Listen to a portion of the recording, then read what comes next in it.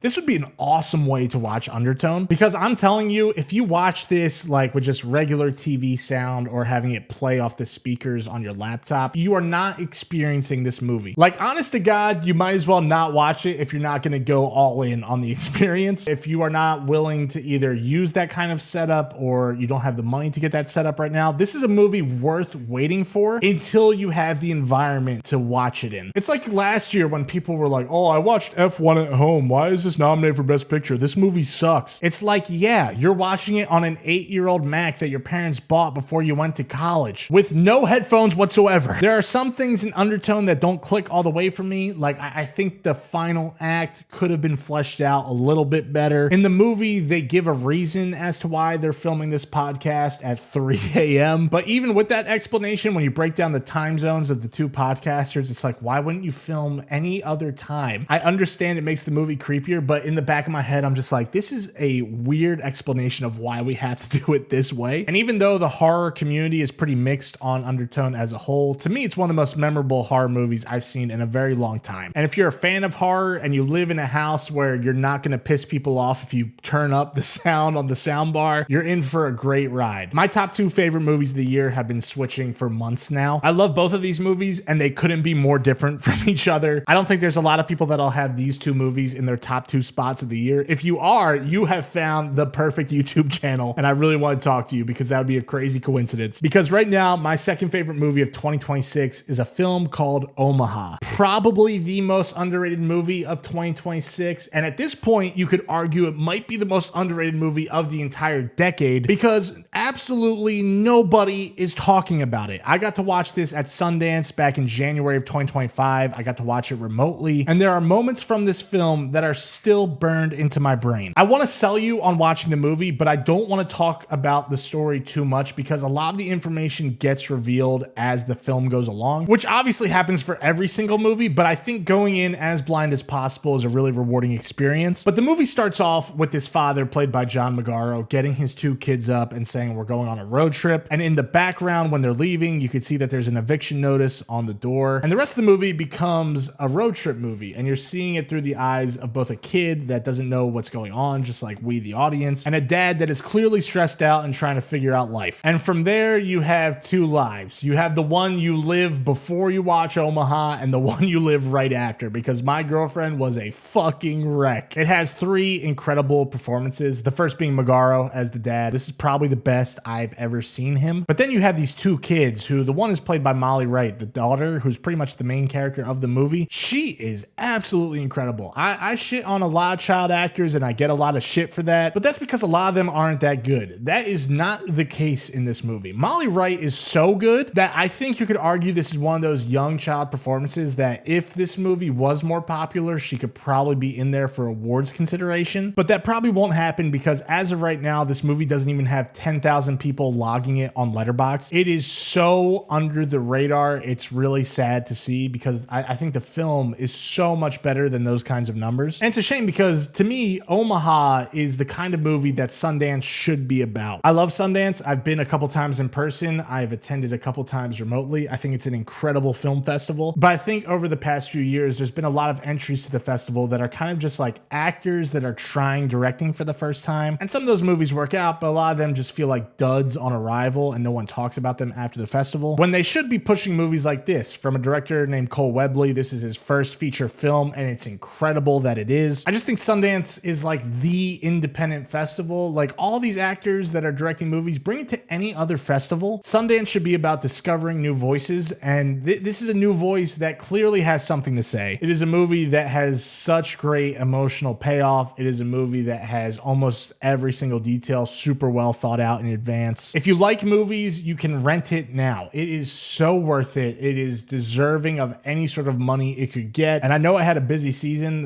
this entire year pretty much so far, but my biggest regret is not going back to the theater to see this. It just happened at a time where like it was almost physically impossible, but I should have pushed myself to go to like a 10 p.m. screening to watch it one more time because I think it deserves all the support it can get. And the next best thing I could do is tell you about it. Like I said, there's a timeline where this day it is my favorite movie of the year. I've been switching it with my number one all year. And maybe by my video at the end of December, it is in the number one spot. It is very much possible if I watch it one more time because it's that good. But today is the day that I am naming Nirvana, the band, the show, the movie as my favorite film of 2026 so far. And I'm officially a bandwagon fan when it comes to Nirvana, the band. I never saw the web series or the show prior to watching the movie. I'd only seen a couple clips, but I've always been a huge fan of Matt Johnson. The Dirties is one of my favorite movies probably ever. To me, it's just such an inspiring piece of filmmaking and I absolutely love it for that. That movie's absolutely hilarious and it's a huge inspiration to me as somebody that wants to make movies. And also Blackberry, I think is one of probably the top 30 best movies of the entire decade so far. I think it's great, but I think this overtakes Blackberry. This is such a unique kind of movie that is hard to explain to somebody that hasn't seen it. A lot of people still think it has something to do with the real Nirvana band. It does not. They are called Nirvana the band because they are trying to book a show at the local bar in Toronto called the Rivoli, which I've been to in person. It is an awesome place to play pool. And each episode of the show is some sort of elaborate scheme to pull off getting booked there, and they never do. So the movie is pretty much that idea. It's just a really big, gigantic episode of the show. And they implement a lot of guerrilla filmmaking. They interact with real people while they're in character to help tell the story. You could argue it's prank content, but it's also so different from that. It's a movie you have to experience to understand the entire thing. And you can't really watch the show right now because it's just not on the internet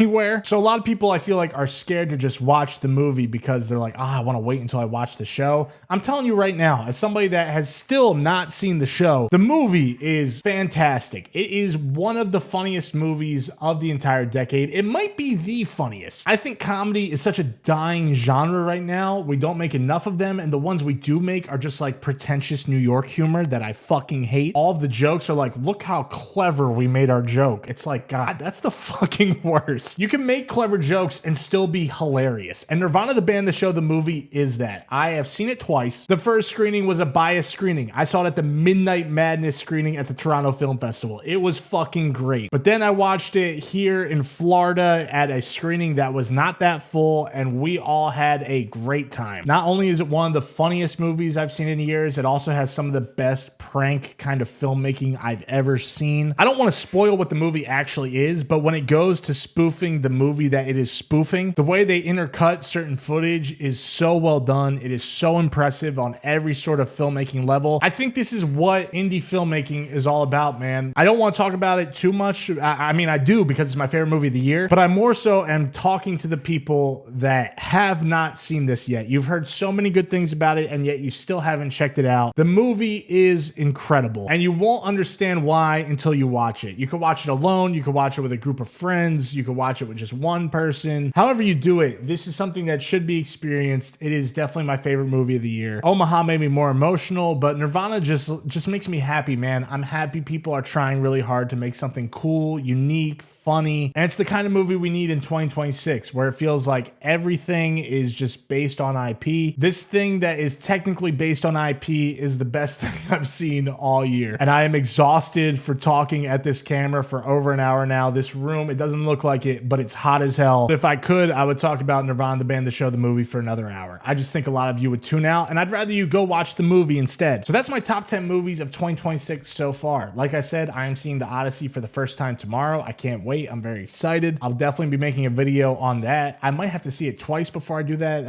I'm weird when it comes to Christopher Nolan. I gotta see the movies twice. But in the meantime, what are your 10 favorite movies of the year so far? That's one of my favorite things to talk about with people because every list is pretty different. If you like my opinion on movies, guess what? I make a lot of videos talking about it. Would love if you subscribed. Would love to welcome you to this community. But if you think we could sit at a dive bar for 3 hours and talk movies, this is the right channel for you. So this is Chase. Thank you so much for watching, and I hope you have an awesome day. Thanks.